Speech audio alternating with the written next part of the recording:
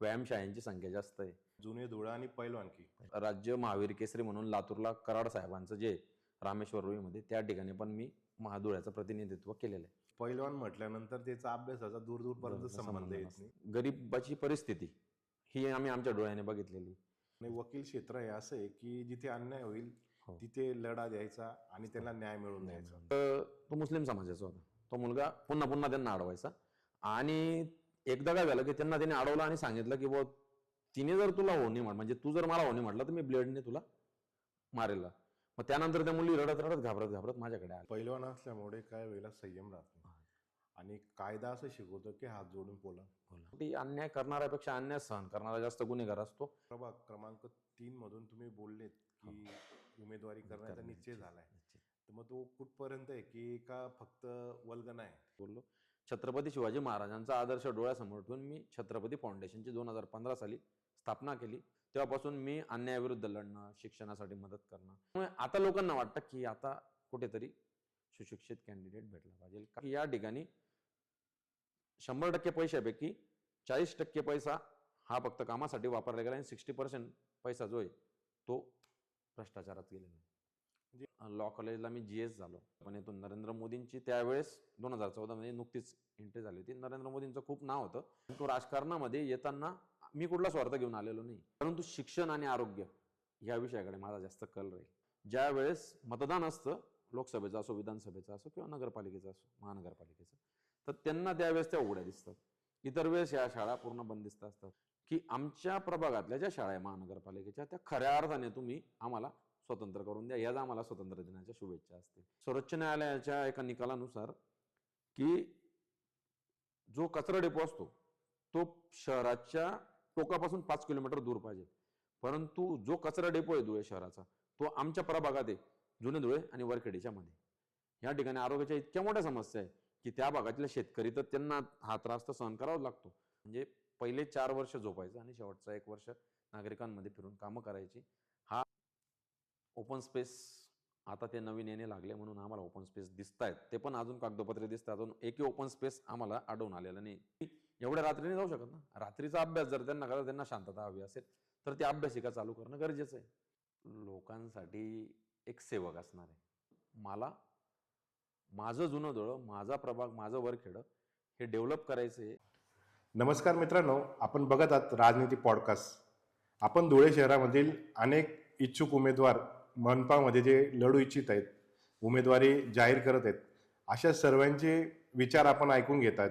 प्रभागाविषयी त्यांचं विजन काय, निवडणूक विषयीची स्ट्रॅटेजी काय. आता आपण आलो आहेत प्रभाग क्रमांक 3 मध्ये. प्रभाग क्रमांक 3 मधील इच्छुक उमेदवार जे कायद्याने अनेक गोष्टी त्यांनी मार्गी लावल्या आहेत, आपल्या प्रभागातील असतील, धुळे शहरातील असतील, असे ॲडव्होकेट सचिनजी जाधव आपल्यासोबत संवाद साधणार. नमस्कार सर. नमस्कार. आपण आता या शोला सुरुवात करण्याआधी सरांचा एक परिचय असा आहे की शहरामध्ये कायद्याद्वारे स्थापित अनेक गोष्टी घडत असतात. जिथे अन्याय अत्याचार होईल त्या ठिकाणी सरांनी अनेक वेळेस बुलंदपणे आवाज मांडलेला आहे. असं असताना समाजसेवेतून आपण नेतृत्व केलं पाहिजे या भावनेतून प्रभाग क्रमांक 3 मध्ये ते उमेदवारी करू इच्छितात. सर, आता आपण शोला सुरुवात करू. येस. सर्वप्रथम आपल्याला जाणून घ्यायला आवडेल की आपली जडणघडण कशी झाली, नेमकं कोणत्या भागात तुम्ही राहत होतात, तुमचं शिक्षण आणि व्यवसाय तुमचे कोणते कोणते?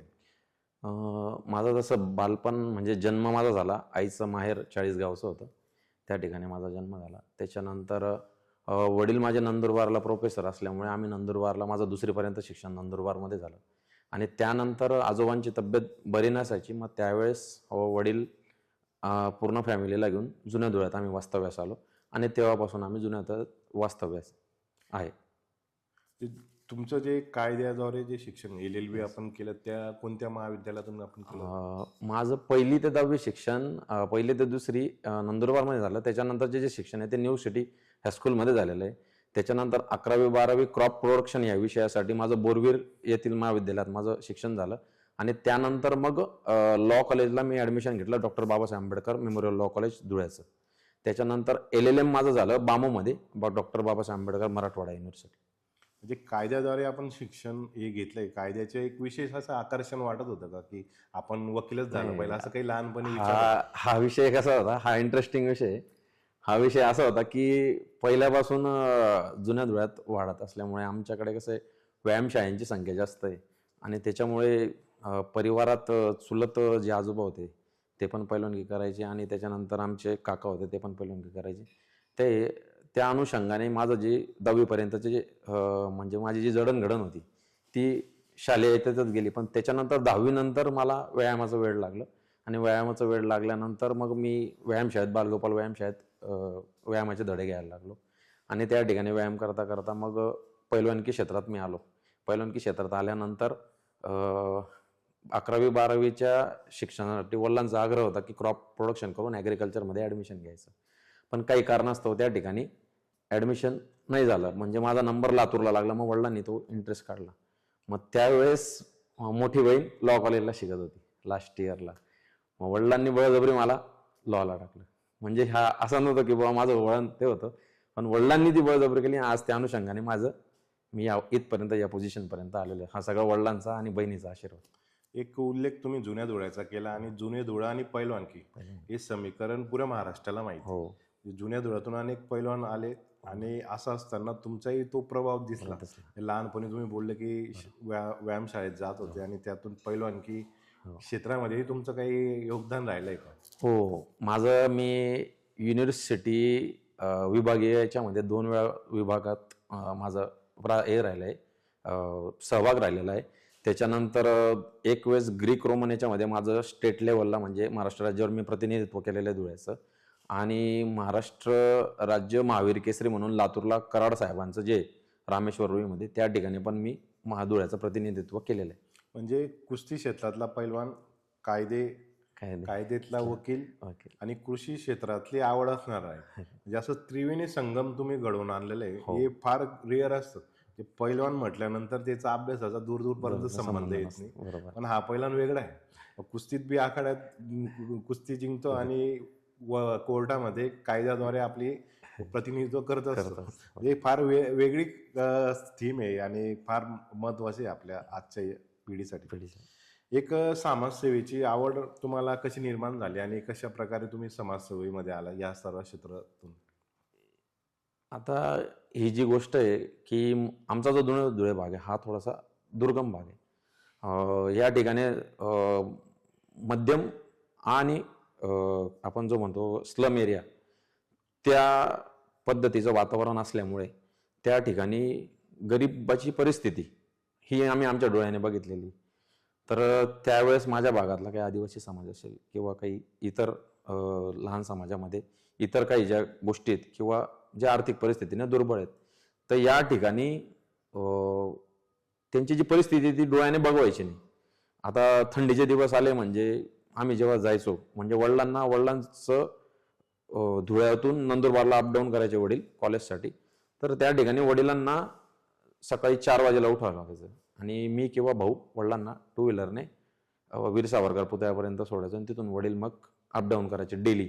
म्हणजे वडिलांनी असं जवळपास मी दुसरीत असल्यापासून तर रिटायरमेंट होईपर्यंत म्हणजे लास्ट इयर येईपर्यंत वडिलांनी अपडाऊन केलेलं आहे नंदुरबारला. मग त्यावेळेस त्या रस्त्याने जात असताना थंडीच्या वेळेस जे लहान लहान मुलं दिसायचे ज्यांच्या अंगावर कपडे नाही वगैरे आणि मग ते थंडीने कुडकुडत वगैरे, मग अशा गोष्टीतून ते समाजसेवेची मला आवड पडली. आणि काही ठिकाणी हॉटेलमध्ये जेवायला जाण्याची जेव्हा वेळ यायची मी आणि माझे मित्र जेवायला, तर त्यावेळेस वेटर म्हणून काही विद्यार्थी म्हणा किंवा काही मुलं म्हणा जर माझ्यासमोर आले तर मला एक माझी सवय होती की कोणाला विचारायचं की तू काय करतो, असं म्हणजे कोणाची काहीतरी मजबुरी असते म्हणून तो तिथे काम करतो. तर असंच मला ती सवय होती आणि अशा सवयीच्या याच्यानुसार माझा जो स्वभाव होता की म्हणजे तो रक्तात आपण म्हणतो ना एखाद्याच्या रक्तात समाजसेवा असते, तर ती माझ्या याच्यात मला दिसून. एक तुम्ही संवाद साधत होत्या आणि दुर्गम भागातील किंवा प्रेमापासून विखरलेला जो समाज आहे किंवा प्रवाहाचा बाहेर असलेला समाज याच्याशी संवाद साधून त्यांच्या ज्या उणिवा होत्या, त्यांना ज्या समस्या होत्या त्या तुम्ही जाणून घेण्याचा प्रयत्न केलात आणि त्याप्रती आपलं काहीतरी दायित्व लागतं, आपण काहीतरी समाजाचं देणं लागतं, या भावनेतून आपण पुढे गेलं पाहिजे हा विचार तुम्ही ठेवला. आणि हे फार महत्त्वाचं आहे कारण की संवादातून सर्व गोष्टी होत असतात. खरी गोष्ट. आपण वकिली क्षेत्रामध्ये आहात. म्हणजे वकील क्षेत्र हे असं आहे की जिथे अन्याय होईल हो. तिथे लढा द्यायचा आणि त्यांना न्याय मिळवून द्यायचा. मिळवून द्यायचा. हे वकील क्षेत्रातलं एक प्रमुख काम आहे. प्रमुख. असं असताना आपण काही असं काम वगैरे केलंय का की वकील क्षेत्राच्या माध्यमातून जुन्या धुळ्यातल्या म्हणा शहरातल्या काही समस्या तुम्हाला जाणवल्या की कायद्याद्वारे मी त्याचा लढा दिला व असं काही आठवण आहे का? अशा भरपूरशा गोष्टी आहेत की त्या ठिकाणी मला माझी वकिली खूप कामात आलेली. आता काही ठिकाणी खरंच अन्याय होतो आणि त्या ठिकाणी पोलीस प्रशासन हवं तसं सहकार्य करत नाही. मग कायद्याचं ज्ञानाच्या अभावी जे लोक असतात ज्यांना काही कारणास्तव त्यांचा शिक्षणाचा अभाव म्हणा किंवा त्यांना माहितगिरी नसते, तर त्यावेळेस त्यांच्यावर अन्याय अत्याचार दुपटीने वाढतो. मग अशा वेळेस अशा भरपूरशा घटना झाल्यात की त्या मी म्हणजे कोर्टात नाही पण पोलीस स्टेशनमध्ये जाऊनच मिटवलेल्या आहेत. म्हणजे माझा कल असा असतो की बाबा एखादी घटना त्या घटनेमध्ये खरंच अत्याचार झालेला असेल तर तिला मी पूर्ण अशातलाच एक अनुभव सांगतो मी तुम्हाला की 2016-17 मध्ये साधारणतः वाडी भोकर रोडला माझं ऑफिस होतं. त्या ठिकाणी आमच्या जुन्या जवळ भागातील 3 मुली होत्या महाविद्यालयीन SNDT कॉलेजला. तर ते कॉलेजला जात असताना आपल्या एकविरादेवीच्या पाठीमागचा जो परिसर आहे विटाभट्टीकडे तो प्रभात नगरकडे जो रस्ता जातो त्या रस्त्याला जात असताना त्यांना आहे ना एक मुलगा अडवायचा. तर तो मुस्लिम समाजाचा होता. तो मुलगा पुन्हा पुन्हा त्यांना अडवायचा आणि एकदा काय झालं की त्यांना त्याने अडवलं आणि सांगितलं की बुवा तिने जर तुला होणे म्हणजे तू जर मला होणे म्हटलं तर मी ब्लेडने तुला मारेल. मग त्यानंतर त्या मुली रडत रडत घाबरत घाबरत माझ्याकडे आल्या. मग माझ्याकडे आल्यानंतर मी त्यावेळेस PI गांगुर्डे साहेब होते. गांगुर्डे साहेबांना मी साधारणतः 5:15ला फोन लावला असेल आणि साहेबांना सांगितलं की अशी अशी घटना आहे, याच्यातून काहीतरी विपरीत घडू शकतं तर तुम्ही लवकर या. मग साहेब त्यावेळेस साहेबांनी माझा फोन अटेंड केला, पण साहेब त्यावेळेस SP साहेबांसोबत मिटिंगला बसलेले होते आणि त्याचे वारंवार त्या मुलींना कॉल येत होते. मग त्यावेळेस आम्ही काय केलं की साहेबांचा पाऊण तास वाट पाहिल्यानंतर तो संयम सुटला. मग शेवटी साम दाम दंडभेद या वृत्तीने आम्ही सापळा रचला आणि सापळा रचून त्यांना आपल्या पांझरा नदीच्या किनारी जिथे आपली चौपाटी होती त्या चौपाटीच्या किनारी त्यांना बोलवलं आणि तिथे पकडून त्यांना नागरिकांनी खूप चोप दिला होता. त्या मुलीच्या घरचे वगैरे सगळेच होते. त्यांनी चोप दिल्यानंतर त्यांना कायदेशीररित्या त्यांना तिथे पोलीस स्टेशनला घेऊन गेले. ते कसं पैलवान असल्यामुळे काय वेळेला संयम राहत नाही आणि कायदा असं शिकवतो की हात जोडून बोला. ही दुविधा मनस्थितीमध्ये अन्याय होतोय तिथे चीड येते आणि जिथे चीड येते तिथे संयम फुटतो. बरोबर. आणि अशा परिस्थितीमध्ये आपण कायदेशीररित्या गेलं पाहिजे किंवा त्याला कायद्याने धडा शिकवला पाहिजे. आणि एक पैलवानातलं मन असं नसलं की याला 2 ठोसे मारले पाहिजे. ही जी सिच्युएशन तिथे क्रिएट झाली तिथे कशी हँडल केली? मग तेच सांगतो ना मी पहिले काय बोललो की PI साहेबांना मी स्वतः फोन केले. फोन केल्यानंतर परिस्थिती हाताबाहेर जात होती. तो कंटिन्यू फोन करत होता आणि मग साहजिकच आहे की चीड निर्माण होत होती. मग चीड निर्माण झाल्यानंतर मग शेवटी अन्याय करणाऱ्यापेक्षा अन्याय सहन करणारा जास्त गुन्हेगार असतो या वृत्तीचा मी असल्यामुळे मग मला ती पोझिशन हातात घ्यावं लागली. जे फार महत्वाचं आहे की अन्याय सहन करणं ही फार मोठा गुन्हा आहे. आणि जिथे मनगट बडगट असतं ना तिथे बुद्धी शांत ठेवावी लागते. हा फार महत्वाचा संदेश आपल्या बाजूतून आपण एक कायदेशीर लढा देत असतात. म्हणजे काही वेळेला असं झालंय का काही नागरिकांच्या समस्या तुमच्याकडे आल्यात का की बुवा हा व्यक्ती वकील आहे आणि हा सोडवू शकतो आपल्या समस्या, प्रभागातील असतील ना किंवा शहरातील, असं काही अनुभव आहेत? हो, भरपूर. म्हणजे ॲज अ चॅरिटी प्रमाणे मी भरपूर लोकांच्या कामं करतो. परिस्थितीप्रमाणे प्रभागातला असो किंवा तो त्याची परिस्थिती आर्थिक परिस्थिती दुर्बल असो, अशाकडून मी कधी फी हा विषय कधीच केलेला नाही. ज्याची जशी परिस्थिती असली मी तशी फी स्वीकारून घेतो. आणि वास्तविक मला आमच्या प्राचार्यांनी लास्ट इयरला एक प्रश्न विचारला होता की तुम्ही जी वकिली करतायत, वकिली झाल्यानंतर तुमच्याकडे एखादा क्लायंट आला, त्याच्यावर खरं अन्याय झालेला आहे आणि त्याला तुम्हाला न्याय मिळवून द्यायचा आहे, पण त्याच्याकडे पैसे नाही, तर तुम्ही त्याचं काम करणार का?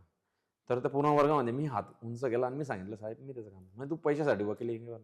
म्हटलं पैसा आज न उद्या येणार आहे, पण आज त्याच्यावर जे संकट आलेलं आहे त्या संकटात त्याला जर माझी मदत लागते आणि मला वाटतं की मी त्यासाठी कॅपेबल आहे तर मी 100% त्याची मदत करणार. ते काय आहे, पैसा कमवणं सोपं आहे, पण एक अन्याय होत असताना आपली काहीतरी भूमिका लागते एक वकील म्हणून. ती भूमिका बजावत असताना जिथे अन्याय होईल तिथे आपण समर्थपणे त्याचा लढा दिला पाहिजे. आणि पैसा कमवण्यापेक्षा माणसं जपली पाहिजे, कमवली पाहिजे, हा हेतू फार महत्त्वाचा आहे. आणि एक लोकप्रतिनिधी ज्यावेळेस जनतेत जातो हा विचार पुढे फार मोठा वृद्धिगत होत असतो. आता या समाजसेवेमधून किंवा आपण वकिली क्षेत्रामधून अनेक लोकांना न्याय देऊन दिला आहे. असं वाटतंय की आपण प्रभाग क्रमांक 3 मधून तुम्ही बोललेत की उमेदवारी करण्याचा निश्चय झालाय, निश्चित. तर मग तो कुठपर्यंत आहे की का फक्त वल्गना आहे? नाही, प्रभाग क्रमांक 3 मधून उमेदवारी करण्यासाठी हा नागरिकांचा आग्रह आहे. हा नागरिकांचा आग्रह आहे. समाजसेवा ही माझ्या रक्तात आहे. मी तुम्हाला अगोदरच बोललो. छत्रपती शिवाजी महाराजांचा आदर्श डोळ्यासमोर ठेवून मी छत्रपती फाउंडेशनची 2015 साली स्थापना केली. त्यासोबत माझे जे साथीदार आहेत, इंजिनियर सागर बडगुजर, धनंजय नानकर आणि स्वर्गवासी झाले आमचे देवेंद्र भाऊ बडगुजर, यांच्यासोबत आम्ही मिळून वाटचाल बेरोजगार मुक्त शहराची हा उद्देश घेऊन आम्ही छत्रपती फाउंडेशनची स्थापना केली होती. त्या माध्यमातून आम्ही समाजकार्यामध्ये चांगल्या प्रकारे ॲक्टिव्ह झालो. त्याच्या अगोदरही मी कामं करत होतो, परंतु जेव्हापासून छत्रपती फाउंडेशनची स्थापना झाली तेव्हापासून मी अन्यायाविरुद्ध लढणं, शिक्षणासाठी मदत करणं, इतर काही गोष्टी असतील ज्या सामाजिक क्षेत्रात मोडल्या जातात त्या ठिकाणी आम्ही प्रथमतः हजर असायचो. मग अशातच नागरिकांची कामं करणे वगैरे याच्यातून माझा जो जनसंपर्क आहे तो वाढत गेला. आणि वाढत गेल्यामुळे काय आहे की आजपर्यंत जुन्या धुळ्याचा इतिहास आहे की जुन्या धुळ्याला एज्युकेटेड सुशिक्षित कॅन्डिडेटच भेटलेला नाही आहे. आणि त्याच्यामुळे आता लोकांना वाटतं की आता कुठेतरी सुशिक्षित कॅन्डिडेट भेटला पाहिजे. काही कामं असे झालेले आहेत, कामं झालीत नाही म्हणत नाही, कामं झालीत, परंतु कामं अशी झालेली आहेत की त्या कामांचं जर आपण काय म्हणतात त्याला पडताळणी जर केली, त्याचं जर आपण थोडंसं बॅलेन्सिंग जर केलं ना, तर आपल्याला समजतं की या ठिकाणी 100% पैशापैकी 40% पैसा हा फक्त कामासाठी वापरला गेला आणि 60% पैसा जो आहे तो भ्रष्टाचारात गेलेला आहे. म्हणजे फार महत्त्वाचं आहे की ज्यावेळेस तुम्ही वकील क्षेत्राकडे येतात तुम्हाला कायद्याचं ज्ञान असतं आणि सर्व बाबी तुम्हाला लक्ष देतात आणि काळ बदलत चाललेला आहे. जुन्या धुळ्यातील लोकांची मानसिकता आता बदलते असं तुमच्या बोलण्यातून जाणवतंय आणि लोक स्वतःहून गरड घालतायत की आता आम्हाला सुशिक्षित चेहरा पाहिजे आणि सुशिक्षित चेहरा म्हणून एक अपेक्षेच्या दृष्टीने तुमच्याकडे पाहतात आणि ती लोकभावना जागृत झाली जुन्या धुळ्यात आणि ते नेतृत्व पुढे येईल असं वाटत असताना अनेक घडामोडी घडत असतात. आपल्या मनात असं काही विचार येत आहे का की आपण लोकभावनेचा विचार न करता काही ते दबावाला आपण बळी पडलं पाहिजे? नाही, बघा राजकारणामध्ये जेव्हा मी माझा सहभाग झाला, म्हणजे ज्यावेळेस मी राजकारणात एंट्री केली तर त्यावेळेस लॉ कॉलेजला मी GS झालो 2011 साली. 2011 साली GS झालो आणि तिथून राजकारणाची खरी सुरुवात झाली. त्यावेळेस काका होते माझे स्वर्गवासी सुभाष विष्णू जाधव. तर काकांच्या सांगण्यानुसार मी युवा सेनेचं काम करायला लागलो. मग ते युवा सेनेचं काम करत असताना हळूहळू मग वकिली क्षेत्रात जेव्हा 2013ला माझी वकिली पूर्ण झाली, मग त्यावेळेस त्याच्या 1 वर्ष अगोदर अनुपभाई अग्रवाल यांचा जे काम करण्याची जी पद्धत होती ती पद्धत कुठेतरी मला आवडायला लागली आणि त्या पद्धतीने मग मी पक्षाशी अटॅच झालो. देव देश धर्म या संकल्पनेतून नरेंद्र मोदींची त्यावेळेस 2014 मध्ये नुकतीच एंट्री झाली होती. नरेंद्र मोदींचं खूप नाव होतं जे की स्वर्गवासी बाळासाहेब ठाकरे यांच्या मुखातून आम्ही ऐकलं होतं. त्या दृष्टीने धर्माचा जिथे विषय येतो त्या ठिकाणी सर्वांनी एकत्र झाला पाहिजे या भावनेने मी भारतीय जनता पार्टीशी अटॅचमेंट झाली आणि त्यावेळेस आपल्या धुळे शहराचे कर्तव्यदक्ष आमदार अनुपभाई अग्रवाल यांच्या मार्गदर्शनातून मी राजकारणात सुरुवात केली. आता काम करता करता लोकांच्या भावना अशा झालेल्या आहेत की तुम्ही राजकारणात आलेले आहेत, पण तो राजकारणामध्ये येताना मी कुठला स्वार्थ घेऊन आलेलो नाही, मी काम करतो म्हणून मी राजकारणात आलेलो आहे. म्हणून लोकांची भावना आहे की तुम्ही उमेदवारी करावी. जे एक फार आहे विद्यार्थी दशेमध्ये ज्या आपण निवडणुका लढवतो पुढे जाऊन ते नेतृत्व करतो. हे धुळे शहरांनी पाहिलंय की मला आठवतं या अनुषंगाने सांगावं असं वाटतं की जे आपले माजी आमदार आहे राजवर्धन कदम माटे राजू बाबा, ते सुद्धा विद्यार्थी दशेमध्ये नेतृत्व करत पुढे आले ते नंतर आमदार झाले. आपण तर नगरसेवकचा टप्पा पहिला गाठतोय, नक्की तो एक आपल्याला अनुभव गाठीशी येणार आहे. तर त्या अनुषंगाने सांगायचं झालं तर अनेक गोष्टी आपल्या डोक्यात असतील की नगरसेवक झाल्यानंतर मला हे करायचं किंवा हे प्रथम करायचं, असं काही प्राधान्यक्रम ठरलाय का? हे बघा, मूलभूत सुविधा ज्या आहेत नागरिकांना, ज्या आपण मूलभूत सुविधा देतो त्याच्यामध्ये रस्ते, पाणी, वीज, गटार हे त्याच्या मूलभूत सुविधा ह्या त्याचा मूलभूत हक्क आहे, तो तुम्हाला त्यांना देणंच देणं आहे. परंतु शिक्षण आणि आरोग्य या विषयाकडे माझा जास्त कल राहील. रस्ते, पाणी, वीज, गटार हे माणसाला ॲक्च्युली पहिल्यापासून भेटत आले आणि पुढेही भेटणार आहे. परंतु शिक्षण आता माझ्या प्रभागात 3 महानगरपालिकेच्या शाळा आहेत. तिघीच्या तिघी बंदिस्त अवस्थेत आहे. ह्या फक्त लोकांना, नागरिकांना, मतदारांना ज्या वेळेस मतदान असतं, लोकसभेचं असो, विधानसभेचं असो किंवा नगरपालिकेचं असो, महानगरपालिकेचं, तर त्यांना त्यावेळेस त्या उघड्या दिसतात. इतर वेळेस ह्या शाळा पूर्ण बंदिस्त असतात. म्हणजे आमच्या ज्या जुन्या पिढ्या आहेत या ठिकाणी 2 नंबर शाळा असो, 16 नंबर शाळा असो, 11 नंबर शाळा असो, 22 नंबर या ठिकाणी शिकलेले आमचे पूर्वज, इतरांचे पूर्वज, आमचे पूर्वज या ठिकाणी शिकलेले. आणि आता त्यांचा इतिहास पूर्ण नेस्तनाबूत होण्याच्या परिस्थितीत आहे. मी आताच मागे आयुक्तांना निवेदन दिलं होतं की 15 ऑगस्टमध्ये की आमच्या प्रभागातल्या ज्या शाळा आहे महानगरपालिकेच्या त्या खऱ्या अर्थाने तुम्ही आम्हाला स्वतंत्र करून द्या, याच आम्हाला स्वातंत्र्य दिनाच्या शुभेच्छा असतील. एक आगळा बॅनर होता आणि त्याची चर्चा चांगल्या प्रकारे झाली आणि वृत्तपत्रांनी देखील त्याची चांगली दखल घेतली होती. तर शिक्षणाचं जर बघितलं की शिक्षण इतकं महाग झालेलं आहे की मी मिडल क्लास फॅमिलीतून येतो, तरी सुद्धा मला माझ्या मुलांचं शिक्षण, इंग्लिश मिडियमचं शिक्षण मला सुद्धा महाग वाटतं स्वतःला. तर महानगरपालिकेच्या शाळेमध्ये सेमी इंग्लिश वर्ग सुरू केले तर या ठिकाणी गरीबातल्या गरीब घरातला विद्यार्थी त्या ठिकाणी शिकेल आणि 100% या ठिकाणी जुन्या धुळ्याचा विकास. शिक्षण हे वाघिणीचं दूध असतं, हे डॉक्टर बाबासाहेब आंबेडकरांनी सांगितलेलं आहे. तर शिक्षण जर कधी त्याला योग्य स्तरावर त्याला शिक्षण भेटलं तर 100% त्या ठिकाणी जुन्या धुळ्याचा विकास होण्यापासून कोणी रोखणार नाही. आणि आरोग्याचा प्रश्न असा आहे की सर्वोच्च न्यायालयाच्या एका निकालानुसार की जो कचरा डेपो असतो तो शहराच्या टोकापासून 5 किलोमीटर दूर पाहिजे, परंतु जो कचरा डेपो आहे धुळे शहराचा तो आमच्या प्रभागात आहे, जुने धुळे आणि वरखेडीच्या मध्ये. या ठिकाणी आरोग्याच्या इतक्या मोठ्या समस्या आहे की त्या भागातले शेतकरी तर त्यांना हा त्रास तर सहन करावा लागतो, परंतु वरखेड्याला जर जायचं असेल किंवा वरखेडीतून जुन्या धुळ्यात यायचं असेल किंवा धुळे शहरात एंट्री करायची असेल तर त्या ठिकाणी घाणीचं इतकं मोठं साम्राज्य आहे. आणि त्या साम्राज्यामधून त्या ठिकाणी जे कुत्रे असतात ते कुत्रे इतके पिसाळलेले आहेत तिथले, जर त्यांना आपण बघून घेतलं तर आपण दुसऱ्यांदा त्या रस्त्याने कधीच जाणार नाही, इतकं भीतीचं वातावरण त्या ठिकाणी असतं.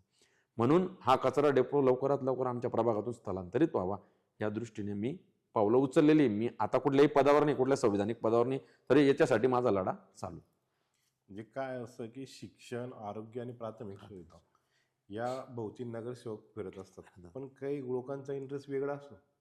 ते शिक्षणाशी कोणाचं घेणं नसतं आणि शिकलेले मुलं हे काय कार्यकर्ते होत नाही आणि कोणाच्या मागे फिरत नाही. बरोबर. मग ही जे समीकरण आहे हे आपल्याला तोडायचं आहे. आणि बाबासाहेबांनी जे सांगितलेलं आहे आपल्याला की शिक्षण हे वाघिणीचं दूध आहे आणि शिका, संघटित व्हा, हा संघर्ष करण्यासाठी फार महत्वाचा आहे. आणि तुम्ही जी मोठी समस्या या ठिकाणी धुळे शहरातलं भयान वास्तव तुम्ही बोलण्यातून आम्हाला कळवलं की सर्वोच्च न्यायालयाचा आदेश असताना किंवा एक न्यायनिवाडा झाला असताना ते प्रभागामध्येच आहे आणि ते 5 किलोमीटर दूर पाहिजे. म्हणजे असं असताना तरी नागरिक शांत आहे.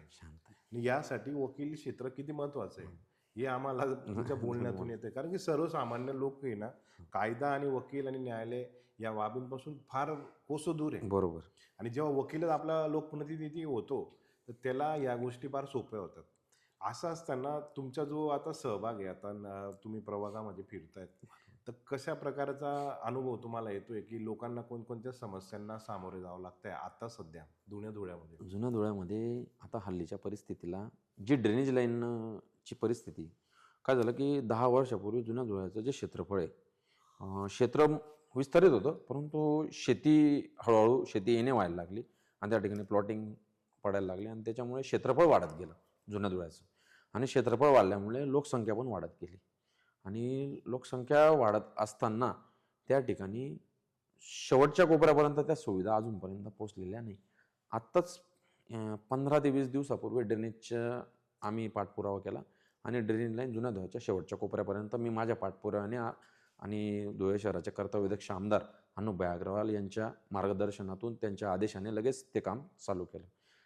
शेवटच्या कोपऱ्यापर्यंत लाईटाची व्यवस्था नव्हती, आता तिथे शेवटच्या कोपऱ्यापर्यंत लाईटाची व्यवस्था आत्ता जे लोकप्रतिनिधी त्यांना जाग यायला लागली आणि आता कुठेतरी ते जागे झालेत. म्हणजे पहिले 4 वर्ष झोपायचं आणि शेवटचा 1 वर्ष नागरिकांमध्ये फिरून कामं करायची, हा पहिल्यापासून तर आत्तापर्यंतचा तो त्यांचा शुद्ध हेतू आहे. त्याच्यामुळे नागरिकांमध्ये ज्या ज्या वेळेस गेलो त्या नागरिकांमध्ये चिड होती. काही ठिकाणी असं आहे, आता सिस्टीम अशी आहे महानगरपालिकेची किंवा प्रशासनाची की अगोदर बंदिस्त गटारी बनवल्या जातात, त्याच्यानंतर ड्रेनेज बनवल्या जाते, त्याच्यानंतर रस्ता बनवला जातो. आपल्याकडे उलटी परिस्थिती, आपल्याकडे पहिले रस्ता बनवला जातो, मग ते साईडच्या गटारी बनवल्या जातात आणि मग तो रस्ता खोदून परत ड्रेनेज, मग परत तो ड्रेनेजचा रस्ता जो असतो त्याचं टेंडर काढलं जातं. अशी वाईट परिस्थिती आपल्याकडे असल्यामुळे नागरिकांमध्ये असंतोष आहे. आणि काही नागरिकांना या परिस्थितीची जाणीव नसल्यामुळे ज्यावेळेस पाऊस येतो तर पाऊस आल्यावर जेव्हा ते पाणी जायला जागा राहत नाही, मग त्यावेळेस नागरिकांना वाटतं की नाही यावेळेस इथं गटारी झाल्या पाहिजे. पण काही नागरिकांना कोणी भयभीत याच्यात वातावरणात असतं आणि कोणाला त्याबद्दलचं ज्ञान नसतं, किंवा कोणी रोजंदारीचा माणूस आहे त्याच्यामुळे तो सकाळीच निघून जातो आणि रात्रीच घरी येतो. त्याच्यामुळे लोकांना या परिस्थितीची जाणीव नसते. पण त्यावेळेस गंभीर समस्या उद्भवते तर त्यावेळेस लोकांना वाटतं की नाही ही गोष्ट पहिले व्हायला पाहिजे होती. असं एक तुमच्या बोलण्यातून जाणवलं की भयमुक्त वातावरण हे किती महत्वाचं आहे प्रभागासाठी, आणि त्यासाठी तुम्ही काही प्रयत्न करणार आहे का? कारण की कायद्याद्वारेच भयमुक्तता होऊ शकते. 100 आजपर्यंत जुने धुळे भागामध्ये CCTVची यंत्रणा लागलेली नाही.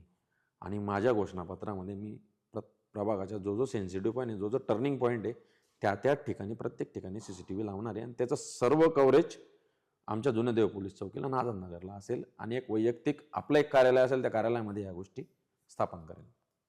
जुने धुळे जो प्रभाग आहे, प्रभाग क्रमांक 3 साठी तुमचं विजन काय, की या गोष्टी तुम्ही आता बोलण्यातून अनेक गोष्टी केल्यात, पण स्पेसिफिक असं विजन काय तुमचं की ह्या गोष्टी फक्त? युवक वर्ग जास्त आहे आमच्याकडे आणि भरतीची प्रॅक्टिस करणारे मुलं आहे, युवती आहे.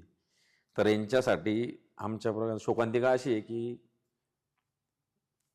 ओपन स्पेस आता ते नवीन येणे लागले म्हणून आम्हाला ओपन स्पेस दिसत आहेत. ते पण अजून कागदोपत्री दिसतात. अजून एकही ओपन स्पेस आम्हाला आढळून आलेला नाही जुन्या जुळ्या भागात. सभागृह बांधतात पण लायब्ररी बांधत नाही, अशी परिस्थिती.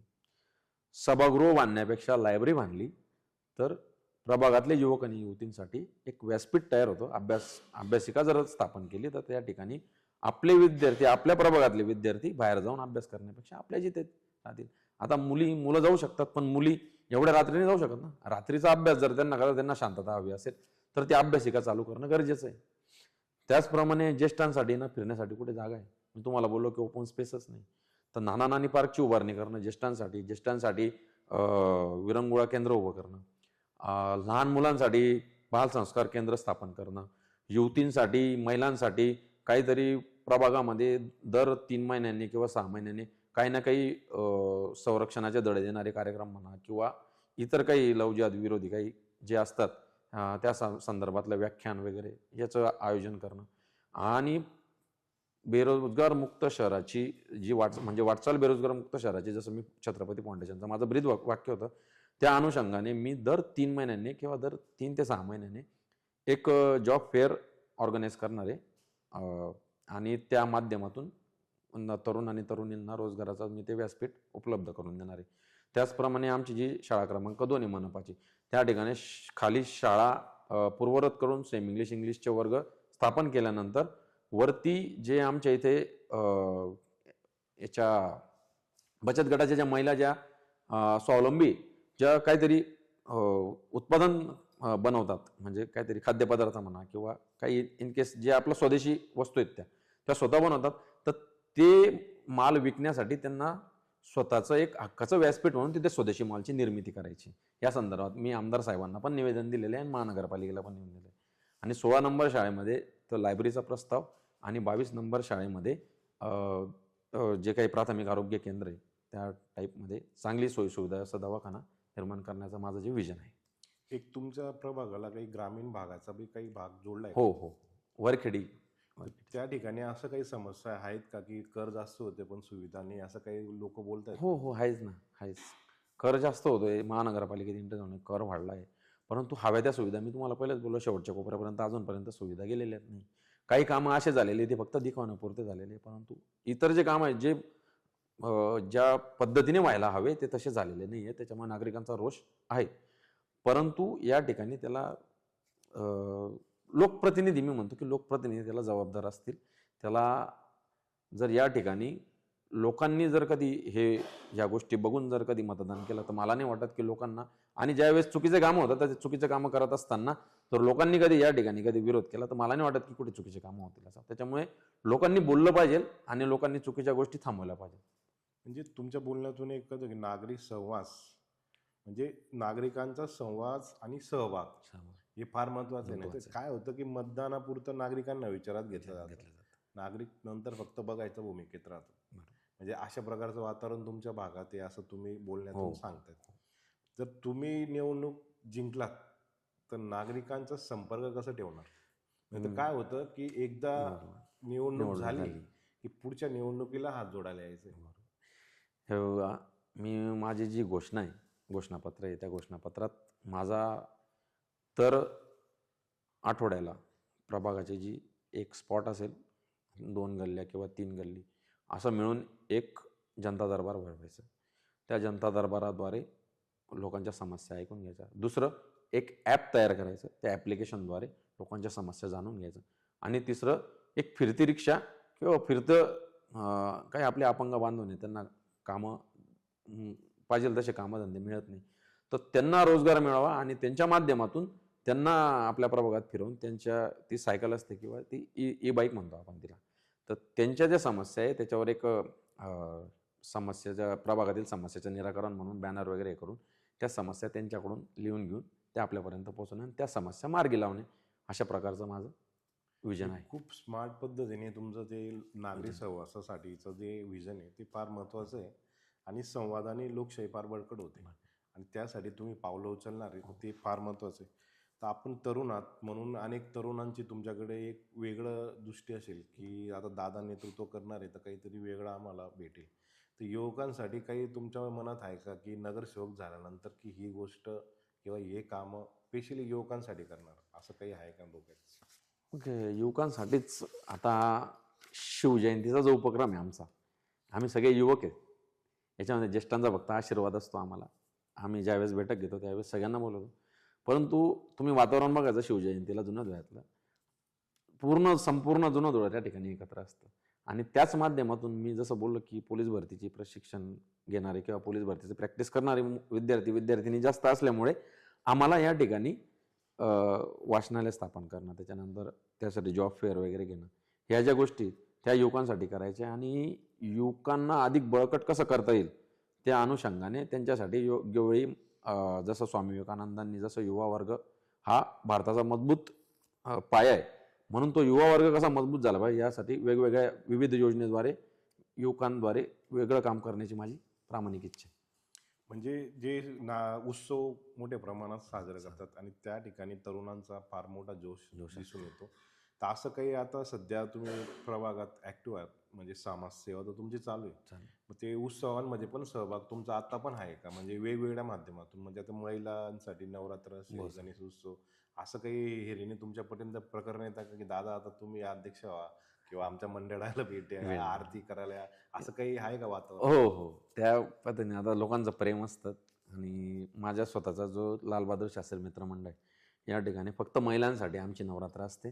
तर त्या ठिकाणी नवरात्राला 9 दिवस वेगवेगळ्या प्रकारच्या बक्षिसांचा आयोजन करणं, त्याच्यानंतर खेळपैठणीचा, होम मिनिस्टर वगैरे ह्या जे कार्यक्रम आहे याचं आयोजन करणं, गणपती उत्सवामध्ये शिबिर, आरोग्य शिबिर घेणे, त्याच्यानंतर रोजगार मेळावे घेणे, ह्या गोष्टी माझ्या पहिल्यापासून चालत आलेल्या आहे. आणि शिवजयंतीच्या माध्यमातून आम्ही 7 दिवसाचा सप्ताह करतो. तर त्याच्यात वेगवेगळे महिलांसाठी वेगळे कार्यक्रम, युवकांसाठी वेगळे कार्यक्रम, अशा कार्यक्रमांचा आम्ही रूपरेषा आखलेली असते. महात्मा फुले जयंतीनिमित्तही आमच्याकडं माळी समाज बऱ्यापैकी म्हणजे मोठ्या प्रमाणात असल्यामुळे आम्ही महात्मा फुले जयंती मोठ्या प्रमाणात होत असल्यावर त्या ठिकाणी देखील युवकांचा आणि महिलांचा सहभाग दिसून येतो.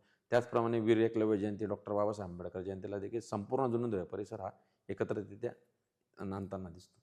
जे जातीय सलोखा राखण्यासाठी आपण अनेक महापुरुषांच्या जयंती साजऱ्या करतात आणि हिंदुत्व टिकवण्यासाठी देवधर्म देश यासाठी तुम्ही तत्पर असतात. हो. असं असताना सचिन जाधव हे नाव काय आहे? म्हणजे एक नेता, राजकारणी, हक्काचा भाऊ काय असणार आहे लोकांसाठी? लोकांसाठी एक सेवक असणार आहे आणि सेवक म्हणूनच लोकांसमोर अं, आताही आणि तेव्हाही, म्हणजे आज इलेक्शनच्या अगोदरही आणि इलेक्शनच्या नंतरही एक सेवक म्हणून लोकांचा एक आपला विश्वासू माणूस म्हणून मी लोकांपर्यंत. म्हणजे जनतेत उपलब्ध असणारा नेता, हो, बरोबर. एक हक्काचा व्यक्ती हक्काचा म्हणून. व्यक्तिमत्व. म्हणजे प्रभाग क्रमांक 3 साठी ॲडव्होकेट सचिन जाधवच का हे मत तुम्ही घेणार आहे लोकांचं? बरोबर. तर सचिन जाधवच का यासाठी काय सांगणार तुम्ही? नागरिकांना काय सांगणार? तुमच्या मतदारांना काय सांगणार? आता आपण म्हणतो जसं काम बोलतं माणसाचं, तर त्या अनुषंगाने जसं मी आता माझ्या जसं मला समजायला लागलं, समाजसेवा करायला लागलो, त्या अनुषंगाने राजकारणात येण्याचा हा योगायोग म्हणावा लागेल. आणि आज मी तुम्हाला जसं माझ्या ह्याच्यात पहिले बोललो की लोक सांगतायत की आम्हाला सुशिक्षित उमेदवार पाहिजे आणि आपला प्रभाग कुठेतरी सुधारावा, आपल्या प्रभागाचा सर्वांगीण विकास व्हावा, या सखोल दृष्टिकोनातून मला माझं जुनं दोळं, माझा प्रभाग, माझं वरखेडं हे डेव्हलप करायचं आहे. आणि ते खऱ्या अर्थाने डेव्हलप करायचं आहे. आणि ते कशा पद्धतीने डेव्हलप करायचं आहे येत्या 5 वर्षात मी माझ्या प्रभागाला दाखवून देईल की सर्वांगीण विकास कसा असतो. या पॉडकास्टच्या माध्यमातून तुम्ही नागरिकांना किंवा तुमच्या मतदारांना काय आवाहन करणार? माझी नागरिकांना एकच विनंती आहे, ना पदासाठी ना पैशासाठी, माझी उमेदवारी प्रभागाच्या सर्वांगीण विकासासाठी. फक्त एकदा सेवेची संधी द्या, बाकी मी तुमचा ऋणी असेल. हे फार महत्त्वाचे विचार त्यांनी या ठिकाणी मांडले. त्यांनी आरोग्यविषयक धोरण त्यांचं फार क्लिअर आहे. शिक्षणविषयक त्यांचे विचार फार महत्त्वाचे आहे की मनपा शाळा ही किती महत्त्वाचा रोल प्ले करू शकता एका प्रभागामध्ये, जिथे लोकांना खायला नाही पण शिक्षण महत्त्वाचं वाटतं. हे फार लोकप्रतिनिधीमध्ये हा गुण फार कमी बघायला मिळतं की शिक्षणाकडे नेहमी दुर्लक्ष झालेलं आहे. आणि आता नरेंद्र मोदी साहेबांनी एक शैक्षणिक धोरण 2.0 म्हणजे त्याला आपण नवीन रेग्युलेशन म्हणू शकतो एज्युकेशनल, ते मांडत असताना अनेक प्रवाहाच्या बाहेर अजून पण लोक आहेत. त्यांना प्रवाहात आणण्यासाठी ॲडव्होकेट सचिन जाधव हे काम करत आहेत. या पॉडकास्टच्या माध्यमातून तुम्हाला हंगामी निवडणुकीसाठी खूप खूप शुभेच्छा. धन्यवाद.